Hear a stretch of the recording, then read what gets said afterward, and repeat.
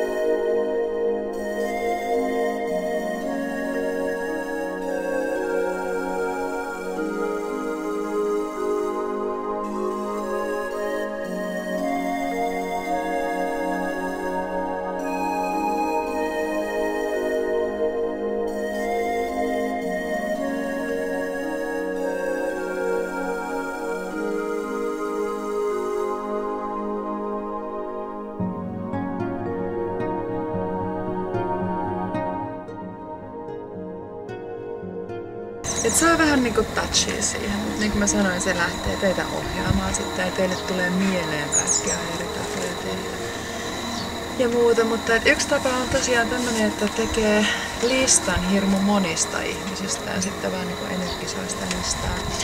Jos tää tuntuu vaikealta, niin ehdottomasti kannattaa sitten hankkia semmoinen vihko, koska kun te sitten kirjoitatte aina joku tietyn listan sinne, niin kuin te alatte hoitaa ja sitten energisoitte periaatteessa sitä koko vihkoa, niin sehän lähettää joka kerralla sitten kaikille niille aikaisemmillekin listoille.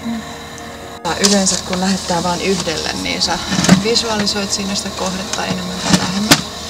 Mutta sitten jos sulla on hirveän monta niitä kohteita, niin sähän et niin kun pysty pitää mielessä niin kun tavallaan semmoista isompaa joukkioa. Niin sit kannattaa tosiaan ihan vaan niin kun ilmoittaa ne tai sitten kirjoittaa ne kohteet ja sitten vaan niinku pysyä tyhjänä.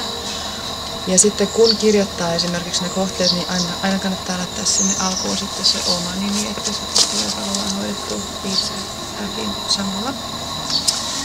Mutta tehdään tässä nyt sitten silleen semmonen pitkä yhteinen lista. Ja sitten tähän, nyt tosiaan kun tässä ei ole mitään aika- ja paikkarajoitteita, niin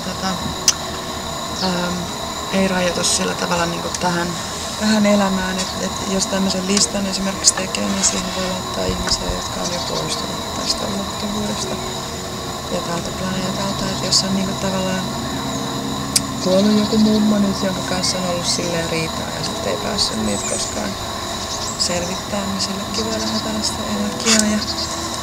Ja sitten voi niin kuin tavallaan kaukohoitaa sitä suhdetta, mikä oli tässä ihmisen välillä, että sitä niin fyysisesti pääsee enää korjaamaan, mutta sitä voi hoitaa kuitenkin. Hoidetaanko se enemmän niinku sitä ihmistä itse vai antaa niinku sille vai sitten sitä niinku sun ja sen ihmisen välistä suhdetta? Ja se riippuu tietenkin, että millainen se suhde on, että kokeeksi, että pitää niinku tavallaan hoitaa sitä suhdetta vai haluatko vaan auttaa sitä ihmistä niinku eteenpäin. Niin, että kumpikin käy. Niin, joo. Siis ei ole mitään rajoitteita, että kaikki käy silloin. Niin, tai vaan lähettää sitä energiaa ilman mitään sellaista ongelmaa. Niin, mutta on se niinku tavallaan se kohde on kaukarikin lähettämisessä sillä tavalla hyvä niinku rajata. Et silleen ei tietenkään pysty päättämään, että miten se sitten tekee,